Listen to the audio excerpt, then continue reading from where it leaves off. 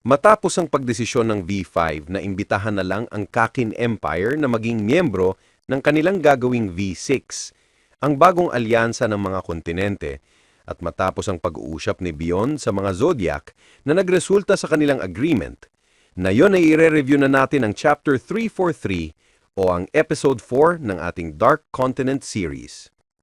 Sa wakas, malalaman natin kung ano nga ba ang tunay na pakay ni Pareston sa 5,000 Chimera Ants at ang pakay rin ni Jing dito sa mga kasamahan ni Beyond.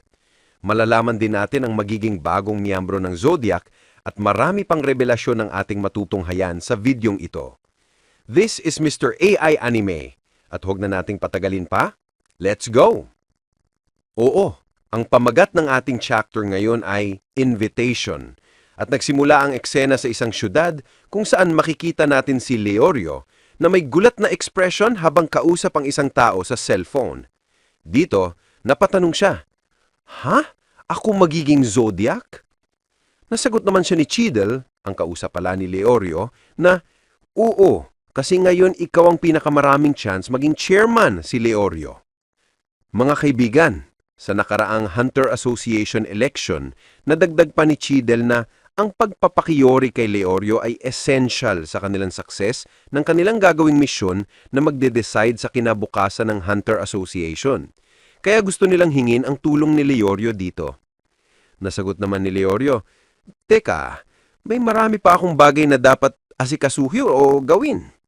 Nasagot ulit ni Cheadle, "Tungkol ba ito sa iyong medical studies? Pasensya na sa pangingialam pero kinontak ko na ang paaralan kung saan ka nag-aaral at nag-approve na sila na bigyan ka ng exception na mag-aral sa ibang bansa. Pero mangyayari lang yan kung papayag ka at sasama sa Dark Continent dito sa mga Zodiac at maging parte ng medical team ko." Bagay na nagpainit at nagpagulat kay Leorio. Paliwanag pa ni Cheadle, dahil nag-approve na ang paaralan, ang misyon sa Dark Continent ay isang uri ng medical study ni Leorio. Si Cheadle ang magiging chief physician sa team o ang magsisilbing professor ni Leorio. Kung sasali si Leorio, ang kanyang grades ay ibabase sa performance niya sa misyon. Alam ni Cheadle na humihingi siya ng pabor kay Leorio, pero makakaasa si Leorio na strikto siya sa pagbibigay ng grado.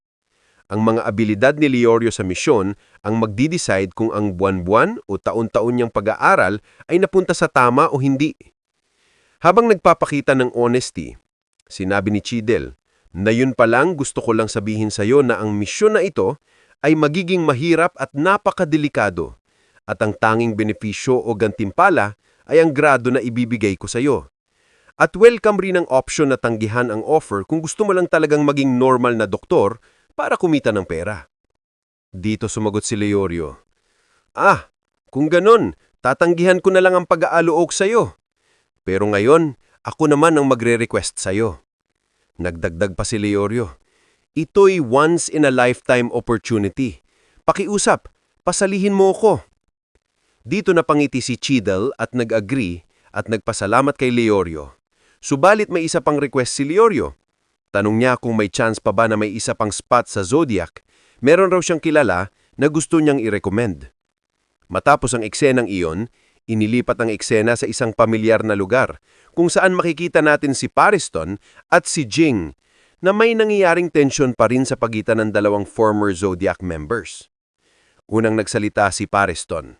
Pangiting sabi kay Jing, "Bakit mo inassume na ang pagpapakalawal ko ng 5,000 Chimera Ants ay magdedepende sa agreement ni Beyond at ng Hunter Association o sa posibilidad na makialam ang Hunter Association?" Dagdag pa ni Pareston, malabo raw ang assumption ni Jing at paliwanag niya kung tama ang iniisip ni Jing at susundin ng Hunter Association ng kanyang kagustuhan, mas lalo lang lalala ang problema ng association. Besides, hindi rin effective ang pakikipagnegosyo ng Hunter Association kasi magiging sagabal lang ang negosasyon lalo na't may bigla ang pagdeklira ng tanibagong Hunter exam na malapit ng isagawa. Nasagot naman ni Jing, "Ang sinasabi mong negosyo ay hindi pumasok sa isip ko. Ang dalawang choices na ibinigay ko sa iyo ay para lang sa laro. At hindi ka ba nagtatanong kung paano ko nalaman ang tungkol sa tinatago mong 5,000 Chimera Ants?" Napangining sagot naman ni Pariston, "Well, Hindi naman daw niya tinatago ang tungkol dito. Ipinaliwanag pa niya na kung mag-a-agree ang Hunters Association sa ginagawang agreement at pupunta talaga sa Dark Continent, masasabi niya na kinakailangan ng association ng mga magagaling na tao na maari nilang isama. Ngunit ang pag-request ng mga ekspertong personnel ay matagal talagang dumating dahil matagal din ang response ng gobyerno sa mga request na yon. Dagdag pa niya, kung susugal ang association at mag-hire lang contractors, magre-resulta lamang ito sa madalas na problema sa pakikipag-cooperate ng mga private contractors, kasama na ang paglabag sa kontrata at issue sa pera. Kaya, nasabi ni Pariston na ang gagawing move ni Cheadle ay magsimula ng isang hunter exam, kung saan siya mismo ang pipili ng mga pasadong isasama sa Dark Continent. Sa ganitong paraan, makakapag-apply si Pariston. Pasigaw naman, sabi ni Pariston na mali si Jing. Hinding-hindi raw gagawin iyon ni Chairman Netero. Nag-iba naman ang reaksyon ni Jing, kaya tumahimik muna si Pariston at nagpatuloy. Kung si Chairman Netero ang namumuno ngayon, masasabi niyang tatanggihan niya ang request ng V5 sa Hunters Association na samahan at bantayan si Beyond. Papayag lang si Netero na mawalan siya ng isang malaking kliyente na ang V5. Dahil dito, gagawin ng association ay maglayag o umuna sa ekspedisyon patungong Dark Continent at maghintay doon para kay Beyond at idideklara ang misyon na dakpin o i-hunt si Beyond.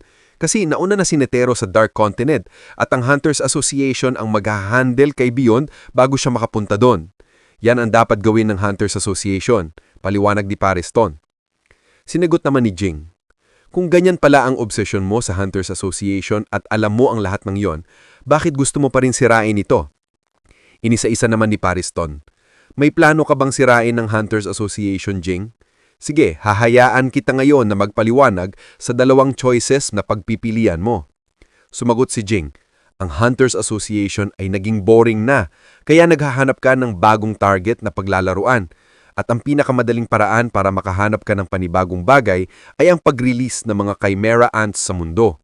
Kapag ginawa mo ito, mapipilitan ng pagbabago sa policy na nakaset sa Dark Continent at mas gugustuhin ng mga tao na pumunta roon kahit may kaakibat na risk.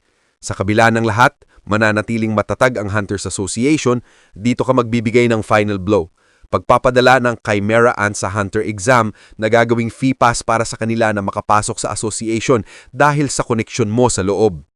Napangiti si Pariston matapos marinig ito habang tinapos ni Jing ang kanyang paliwanag. Ikaw at ako ay magkaparehas lang. Parehas tayong iba kung mag-isip, kaya alam ko na ang ugat ng iyong tunay na motibo. Sabay minura si Pariston. Matapos ang mga salitang iyon, napatitig si Pariston at wala ng imik. Maya-maya nagsalita na ulit siya. Tama ang lahat ng sinabi mo kanina, Jing. Nabasa mo talaga ang aking mga motibo. Pero di bale na lang kasi nakakaramdaman tao ng kasiyahan kung minamahal at minamahal din. Pero sa akin, nasisiyahan ako kapag kakamumuhian ako ng tao at gustong-gusto ko ring saktan ng mga bagay na mahal ko. May devious smile si Pariston. Nakakapagtaka ang ganyang klase ng pag-uugali. Sumagot si Jing. Depende kung hanggang saan aabot ang kabaluktutan mong pagpapakita ng pagmamahal, pero masasabi ko lang wala itong katinuan. Maya-maya nagsalita si Curly, tanong kung pwede na siyang magsalita. Nasagot ni Jing, hindi, wag kang makialam. Dahil dito nagalit si Curly at magpasigaw, sino ka ba ang tingin mo? Habang lalapit siya kay Jing, mabilis na iningat ni Jing si Curly at pinaulanan ng malalakas na suntok hanggang makita ang kamao ni Jing na nakatapat sa mukha ng lalaki. Nakita ng kaibigan na okay lang ang mukha ni Curly, ngunit nakaramdam siya ng itinim na takot sapagkat ipinakita lamang ni Jing ang kanyang pwedeng gawin. Ngayon, sinabihan ni Jing si Curly, nauunawaan mo na, kaya huwag kang makialam. Maya-maya tinignan ni Jing ang paligid at nakaramdam ng isang malakas na aura. Kaya sinabi niya, ikaw ba ang in-charge o ang pangalawang boss dito? Hindi naman sinagot ni Jing ang taong iyon na isa pang robotic girl na parang isang robotic puppet o manika, mga kaibigan. Kaya dito naman nagsalita si Pariston, pangiting sabi, grabe ka naman, Ging. Siyempre ako ang number 2 dito. Nasagot naman ni Ging, kung ganon ay hindi pala nakabase sa palakasan ng inyong mga ranggo dito. Sinagot naman ni Pariston na minamaliit siya ni Ging, kaya ipinaliwanag ni Ging. Matagal na sanang tapos ang lahat kung si Pariston ay isang individual na puro lakas lang ang alam o specialty. Kasi tamang pambubugbog lang ang gagawin niya, ayos na. Talo na si Pariston. Subalit hindi raw iyon ang kaso kay Pariston. Kaya ito ang bagay na nagbibigay ng problema sa kanya. Kahit bubugin niya si Pariston hanggang sumuka ng dugo, na i-imagine pa rin niya na mungitian lang siya nito. Kaya ang magagawa kay Pariston ay sirain ang diwa niya hanggang sumuko. Matapos nito, idineklara ni Ging ang kanyang sarili. Simula ngayon, ako na ang magiging number 2 sa grupong ito. Sinabi pa niya, lumapit lang dito sa akin ang niinis sino man ang hindi sasang-ayon dito. Inilipat naman ang eksena sa isang taong naglalakad patungo sa reception area kung saan may mga naglalaro ng baraha. Maya-maya, napansin nila ang biglaang pagdating ng isang tao. Tinanong ng isang lalaki, "Sino to, bro?" Sumagot ang taong dumating, si Mizai Stom, na, "Mula ako sa Hunters Association." Sabay tanong, "Nandito ba si Kurapika?" Sinagot ang lalaki sa desk, "Wala siya dito, makakaalis ka na." Sabi ni Mizai Stom, "Maghihintay lang muna ako dito hanggang sa makabalik si Kurapika." Sabay tanong pa, "May kape ba kayo dito? Ako na ang bahalang magdagdag ng gatas." Nagustuhan ito ng tatlo kaya tumayo sila sa harapan ni Mizai Stom. Inilabas si Mizai Stom ng card na may kulay dilaw sa harap at may nakaguhit na exclamation point sabay sabi, "Isa itong warning, huwag kayong lumapit sa akin. Hindi ko hinuhula ang anumang karahasan dito. Isa akong crime hunter na nag-specialize sa Investigation Authority." Mas piniling lumapit ng tatlo, sabay sabi ni Mizai Stom, "Kung gusto mong dumaldal, doon ka mamaya. Dumaldal sa ospital, taali ipapadala ka namin doon." Binaliktad ni Mizai Stom ang card na may marka na X sa tatlo at sinabi, "Restrain." Maya-maya, habang hindi pa rin makakilos ang tatlo, ipinakita ni Mizai Stom ang kanyang ability na close courtroom cross game at nakulong sila sa isang invisible cage. Nakapagsalita ang tatlo, "Walang yaka. Anong ginawa mo sa amin?" Umupo si Mizai Stom at sinabi, "Mawawala din yan, pero ito pa ang isang warning. Huwag kayong umawa ng isa pang hakbang. Kung kikilos pa rin kayo, i-activate ko pa rin ang ability ko ng paulit-ulit." Wala nang nagawa ang tatlo, sabi ng lalaki sa desk. "Okay, ang boss ay nasa baba pero wala siyang mood ngayon, kaya huwag niyong inisin o pagalitin." Tinanong ng isa sa kanila, "Isa ka palang hunter, ano bang tunay mong trabaho dito?" Sinagot ng lalaki, "Ano bang nais mong ipahiwatik sa tanong na yan? Hindi naman kami crime syndicate. Ang source of income namin ay sa pagiging bodyguard at paminsan-minsang paggambling. Nagbabayad din kami ng buwis at legal ito sa bansang ito."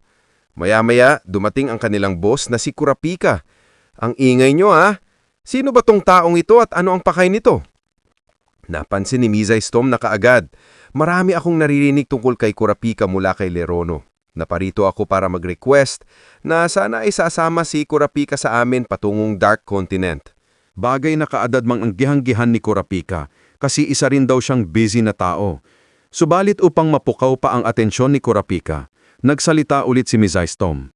"Pero narinig ko na hinahanap mo raw ang mga scarlet eyes ng iyong namayapang kasamahan?" Dahil dito, hindi makasagot si Kurapika at biglang nagalit. Makikitang biglang pumukaw ang atensyon ni Mizai Stom at nagkaroon ng pagbabago sa mga mata ni Kurapika na naging kulay pula. Galit nitong sabi kay Mizai Stom, "Simula ngayon, mag-ingat ka sa mga salitang bibitawan mo kasi ang lugar natin ngayon ay hindi para sa mga outsiders kagaya mo. Totoo rin na hinahanap o ang mga scarlet eyes." Paliwanag naman ni Mizai Stom, "May underground darknet para sa mga taong kakaiba o may special na hobby. Alam mo ba, Kurapika, na mga half a year ago, may nag-upload ng video na makikita ang marami mang scarlet eyes?" Sagot ni Kurapika, "Alam ko na ang tungkol dito." Sa isipan ni Mizai Stom, tama ang sinabi niya na hinahanap ni Kurapika ang owner ng mga matang iyon, pero hanggang ngayon ay wala pa rin silang clue kung sino ang may-ari. Matapos nito, nagsalita ulit si Mizai Stom. "Na-identify na namin ang may-ari ng mga matang iyon." Ikinagulat ni Kurapika, kaya ipinaliwanag pa ni Mizai Stom, "Aksidente lang namin itong nalaman nung nagsagawa kami ng background checking sa mga VIP na sasakay sa ship patungong Dark Continent. Isang coincidence lang talaga kasi kung video lang ang pagbabasihan, imposibleng mahanap ang may-ari."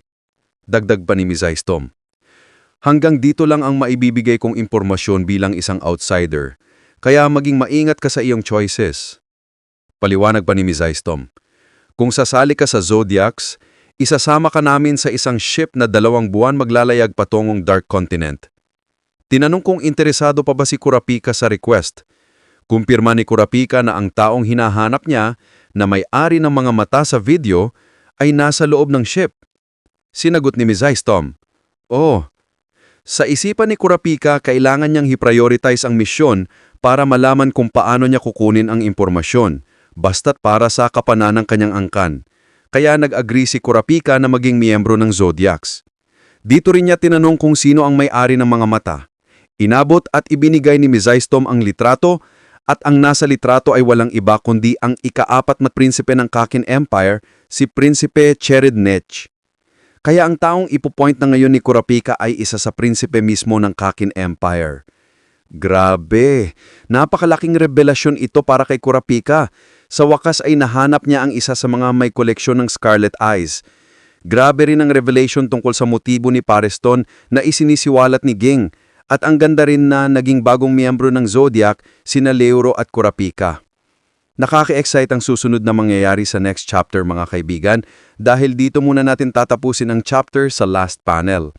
Sa next chapter, ibubunyag ang tungkol sa nangyaring paglalayag sa Dark Continent at ang secret unrecorded voyage ni Netero kasama ang 2 pang karakter. Pati na rin ang katotohanan sa librong Journey to the New World at marami pang iba. Kaya dito muna natin tatapusin ang video. Kung nagustuhan ng video, maaari kayong mag-like, comment, follow, or subscribe for more videos like this. Maraming salamat. This is Mr. AI Anime at see you guys again sa next video.